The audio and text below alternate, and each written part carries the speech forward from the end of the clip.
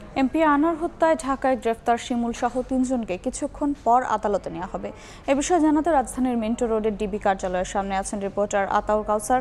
সরাসরি যাচ্ছি তার কাছে।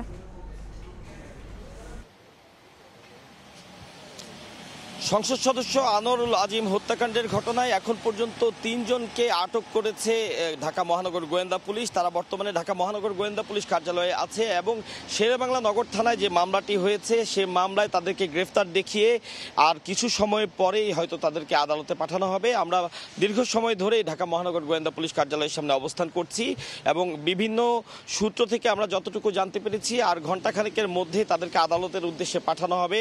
এবং যেহেতু এটি অত্যন্ত রহস্যজনক একটি ঘটনা, অনেক রহস্য এখনো পর্যন্ত উদ্ঘাটিত হয়নি, তাই নিবিড়ভাবে তাদেরকে জিজ্ঞাসাবাদের জন্য 10 দিন করে রিমান্ড চাওয়া হতে পারে এমন তথ্য আমরা বিভিন্ন সূত্র থেকে নিশ্চিত হতে পেরেছি। একটু জানিয়ে রাখি যে সংসদ সদস্য আনোয়ারুল আজিম হত্যা হয়েছে এই বিষয়টি তো যারা হত্যাকারী তারা বলেছেন, কিন্তু তা সত্ত্বেও এখানে আসলে কিভাবে হত্যা হয়েছে তারা বর্ণনা করেছেন। সেই বিষয়টি বিভিন্ন অপরাধীর কাছ থেকে বা যারা গ্রেফতার হয়েছেন তাদের প্রত্যেককে আলাদাভাবে জিজ্ঞেস করে প্রত্যেকটি সূত্র গোয়েন্দারা মিলানোর চেষ্টা করছেন এবং এর কিছু আসামি ইন্ডিয়াতেও আটক হয়েছে।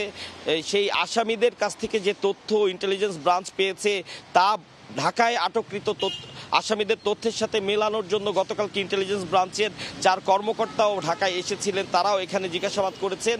এই উভয় দেশের আইন শৃঙ্খলা বাহিনী তারা একাত্মতা ঘোষণা করে বা একজোটে এই তদন্তটি পরিচালনা করছেন, যার মাধ্যমে পুরো যে রহস্য সেটি তারা উদ্ঘাটনের চেষ্টা করছেন। এবং আরেকটি গুরুত্বপূর্ণ বিষয় এখানে রয়েছে, যেহেতু মরদেহের সন্ধান এখনো পর্যন্ত পাওয়া যায়নি এবং এমন বিষয় জানা গেছে যে মরদেহটি অসংখ্য টুকরো টুকরো করে বিভিন্ন জায়গায় ফেলে দেওয়া হয়েছে। সেক্ষেত্রে মরদেহের টুকরো খুঁজে পাওয়াটি একটা অত্যন্ত গুরুত্বপূর্ণ বিষয়, যার মাধ্যমে নিশ্চিত করে বলা যাবে যে সংসদ আনোয়ারুল আজিম আসলেই আর জীবিত নেই। এ ধরনের একটি প্রমাণ কিন্তু খুবই জরুরি, যা খোঁজার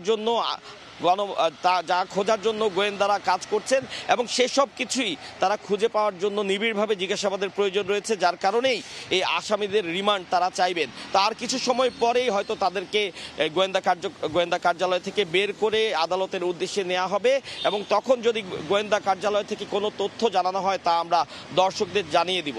তো এই ছিল ঢাকা মহানগর গোয়েন্দা পুলিশ কার্যালয়ের সামনে এই পর্যন্ত পাওয়া সর্বশেষ তথ্য। সরাসরি যুক্ত ছিলাম রাজধানীর মিন্টো রোডে।